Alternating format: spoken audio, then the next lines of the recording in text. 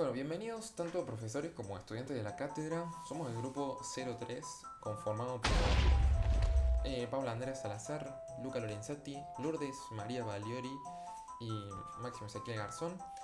Estamos en el laboratorio 1 intentando implementar nuestra propia shell con los objetivos de poder acercarnos a los conceptos y momento práctico también de los system calls y también a poder acercarnos a lo que es el trabajo grupal y poder efectuarlo de manera correcta. Como hicimos nosotros con el tema del execute, o sea, las pipelines y las redirecciones en realidad. Dependiendo de si era de un elemento o de más elementos, las tratamos de manera distintas, que en realidad es lo mismo, solo que en una iterás y en la otra no. Forkeando primero, después serializando y ejecutando con el execbp. También dependiendo de si era interno o no, ibas a utilizar el built-in run y le ibas a tener que hacer la serialización y el fork. En caso de que la pipeline sea de muchos elementos, vamos a calcular su tamaño para después hacer una lista del doble de ese tamaño para que pipe cree los failure descriptor que vamos a ir utilizando para la redirección. Esto es lo que utilizamos un poquito más arriba, acá. En el 84 creamos primero esa lista, después con pipe le vamos a hacer que genere los failure descriptor de a pares hasta llegar al tamaño necesario, que sería el que calculamos antes. Después, a partir de la línea 114, comencemos a hacer el tema de las redirecciones, que básicamente, si sos el primero o el último, tenés un mínimo trato especial, que es el primero no tiene una redirección de un command como tal, sino del input normal, y el último no tiene una redirección de su output para otro comando, sino que tiene una redirección para el output de salida normal. Y después acá, en la 114 en adelante, en realidad se usa varias veces, vamos a ir utilizando el dupes para redireccionar los inputs y los outputs dependiendo de qué necesitemos. Y por último, llegamos acá a la parte de los close, que básicamente van a cerrar todos los failure descriptors que ya atravesamos. Ejecución en segundo plano. Nuestros comandos básicos son entendidos como pipelines de un solo elemento. Cuando ejecutamos un comando simple que no sea un comando built-in, si lo ejecutamos en segundo plano, nuestro bash va a simular el comportamiento del bash de Linux. Se realiza un fork y el comando se ejecuta dentro de un proceso hijo, mientras que el padre, nuestro bash, no espera que se termine y queda libre para recibir nuevos comandos. Para evitar zombies, utilizamos un manejador para la señal SIGCHILD. Básicamente usamos la función signal para decir que, cuando se reciba la señal SIGCHILD, que es la señal que envía el kernel al padre cuando un proceso hijo termina, se le ignore. Así la labor de matar estos procesos zombies pasa a ser del kernel, quien la hace automáticamente. Elegimos este enfoque porque desgraciadamente no podemos matar con kill los procesos zombies, porque no se puede matar algo que ya está muerto. Y cuando tratamos de usar Waypit, nos saltaron los tests. Así que con Signal dejamos en manos del kernel mismo la exterminación de los zombies. Bueno, profe, en este apartado vamos a comentar cómo funcionan los tres comandos internos de nuestra bash. Lo primero que vamos a responder y que muestra cuál fue nuestra decisión de diseño frente a los comandos built-in en pipeline es porque cd debe ser un comando interno, véase que se ejecuta directamente en la shell y no dentro de un proceso hijo como un comando externo que puede ser ls. Como ya se mencionó, nuestros comandos siempre son pipelines.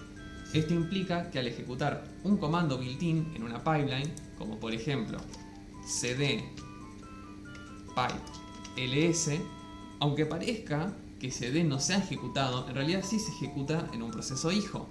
Y por esto mismo, al ejecutar exit pipeline ls, el programa no se cierra, sino lo que se cerró fue un proceso hijo que se había creado.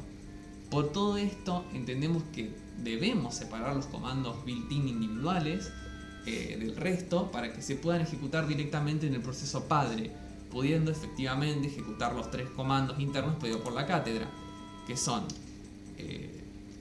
help para mostrar los integrantes del grupo y los comandos disponibles, cd, que podemos por ejemplo volver un elemento atrás, una carpeta, o simplemente poner cd y volver a path, o por último escribir exit y efectivamente salir de la bash.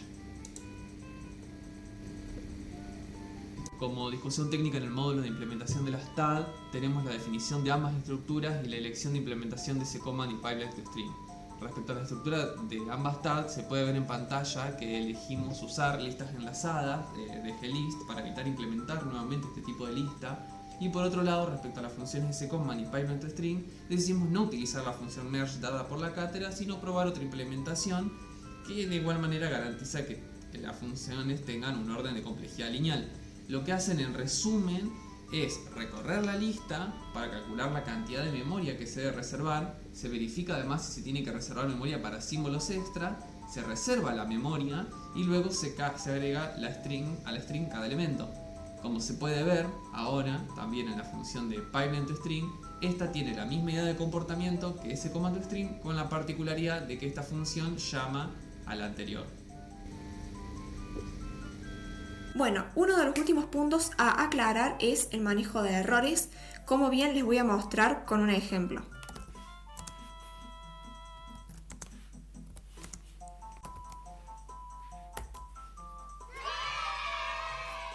Bien, veamos cómo hace para no crashear en este y en cualquier otro caso. En el archivo mybash.c llamamos a parsePipeline, que recibe como argumento la entrada estándar, es decir, lo que yo escribí por consola.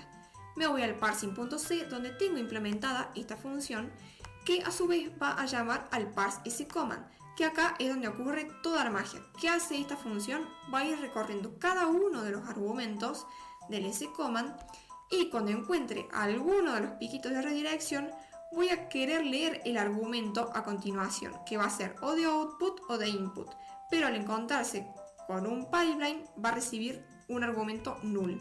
Entonces va a cuadrar con este caso, que el argumento va a ser null porque encontró un pipe, y el tipo del argumento va a ser output o input. Entonces, ¿qué hago? Destruyo el comando, retorno null, ese null se lo paso al pipeline y lo devuelve en el mybash. Entonces, entra en este caso de acá, que el pipe es igual a null, e imprimo este mensaje de error que fue por decisión de diseño. Si probamos inyectando ruido en la línea de comandos, el parseSCommand lo va a leer como un argumento, pero a la hora de llamar al execute pipeline falla, ya que exe-cbp va a buscar el programa en el path del sistema y no lo encuentra, y va a devolver este mensaje de error por decisión de diseño.